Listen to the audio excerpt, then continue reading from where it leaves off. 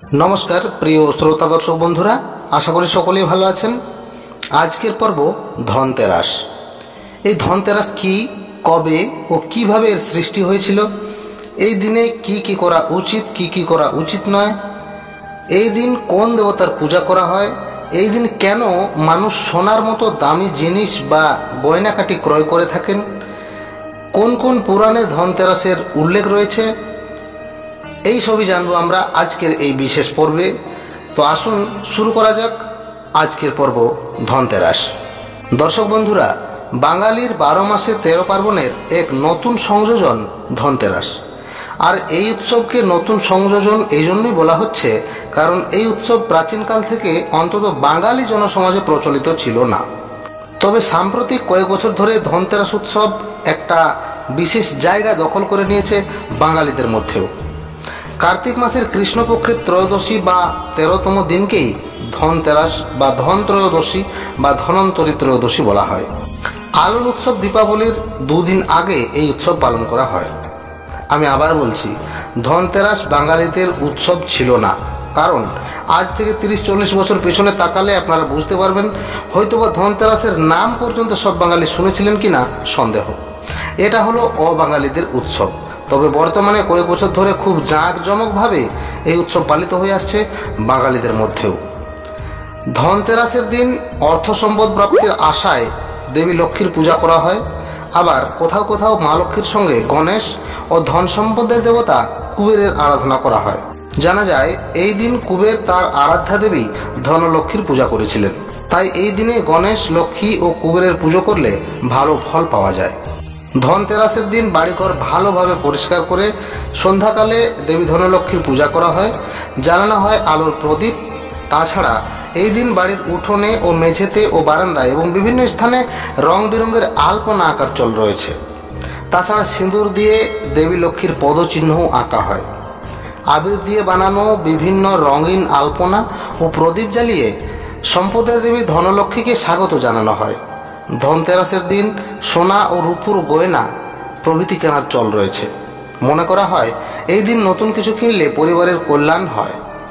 শুধু সোনা গয়না নয়, সেই সঙ্গে পারিবারিক বাসনপত্র, গাড়ি প্রভৃতি কেনার চল রয়েছে। এই ধনতেরাসের দিন সোনার গয়না কেন কেনা হয় তা নিয়ে একটি লোককাহিনী প্রচলিত রয়েছে। হিন নামে এক পৌরাণিক রাজা ছিলেন এবং সেই রাজার এক পুত্র সন্তান ছিল। 16 বছর বয়সে রাজা তার পুত্রের বিবাহ দিয়েছিলেন, কিন্তু সেই রাজপুত্রের মৃত্যুযোগ ছিল তার বিয়ের 4 দিন পর।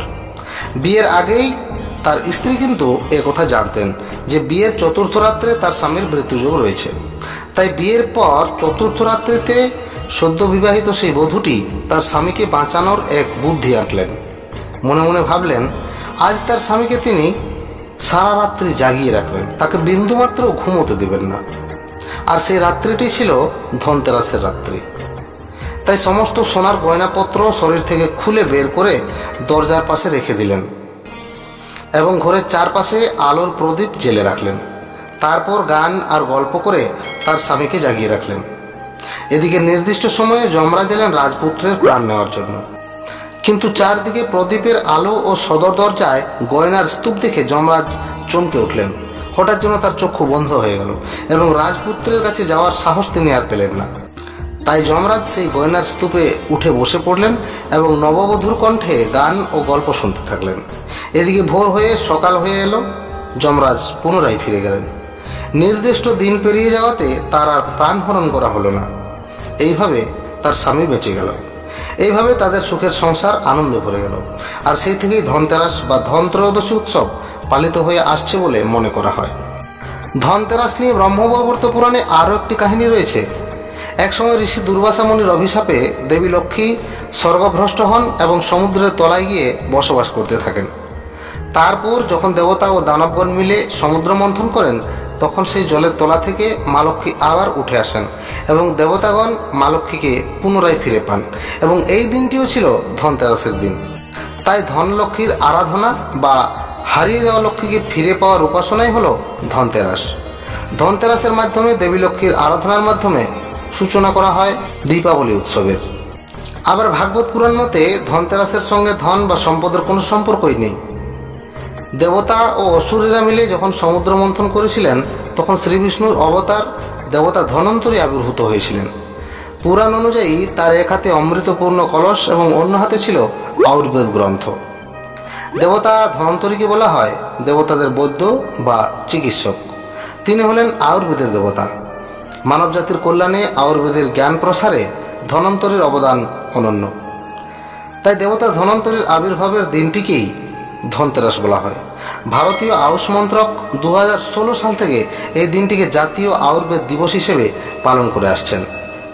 সর্বোপরি ধনতেরাস উৎসবে মূল্যবান ধাতু কেনার হিড়িক মানুষকে অন্তত সঞ্চয়ে উৎসাহিত করেছে। এটাই এই উৎসবের বড় প্রাপ্তি।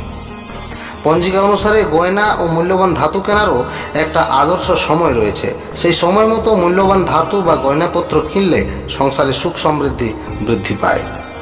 তো দর্শক বন্ধুরা, এই ছিল ধনতেরাসের মাহাত্ম্য। ভিডিও ভালো লাগলে লাইক করুন, কমেন্ট করুন এবং শেয়ার করে আপনার পরিজনদের কাছে জানিয়ে দিন। আর এরকমই বহু অজানা পৌরাণিক কাহিনী জানতে চ্যানেলটি সাবস্ক্রাইব করে আমাদের সঙ্গে থাকুন। নমস্কার। কমেন্টে লিখুন জয় মা লক্ষ্মী।